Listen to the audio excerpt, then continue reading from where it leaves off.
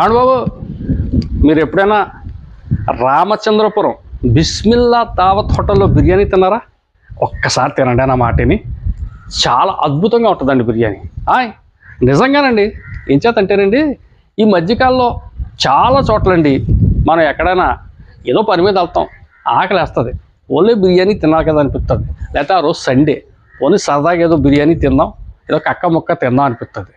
ఎక్కడ బోర్డు చూసినా ముస్లిమ్స్ పేర్లు, హైదరాబాద్ దమ్ బిర్యానీ, లేకపోతే బిస్మిల్లా బిర్యానీ, ఇంకో బిర్యానీ, ఏదో ఆ ముస్లిమ్స్ పేర్లు పెట్టేసి బిర్యానీ సెంటర్ పెట్టేస్తున్నారు.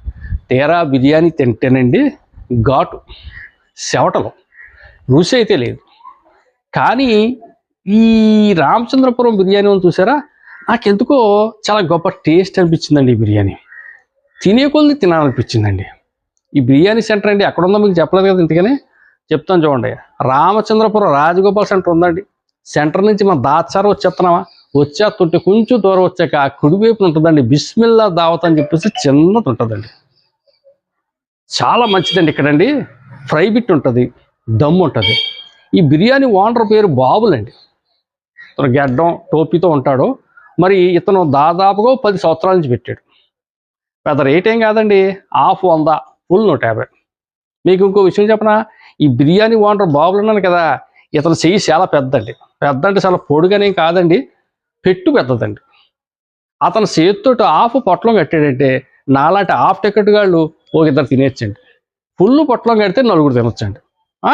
అందులో డౌట్ లేదండి. ఏమండి, ఇంకొక స్పెషాలిటీ ఉంది ఇక్కడ, మీకు చెప్పనా అదేటో. ఇతను వేసే ప్రతి పొట్లంలోనూ కూడా కన్ని అదేంటిది చికెన్ పకోడీలు ఫ్రీగా వేస్తాడు. అది కాంప్లిమెంటరీ అండి మనకి. టేస్ట్ అమోఘమండి. ఇతను ఏరుశనగ నూనె పైన నెయ్యి చల్లుతాడు. ఏమంటే టేస్టింగ్ సాల్ట్ ఇంకోటి సత్తేడండి. ఇతను ఆడ జోలికి వెళ్ళండి. నిజంగా చాలా అద్భుతమైన బిర్యానీ అండి. మరి ఇటువంటి వాళ్ళని మనం ఎంకరేజ్ చేయాలి కదండి. చూద్దామండి.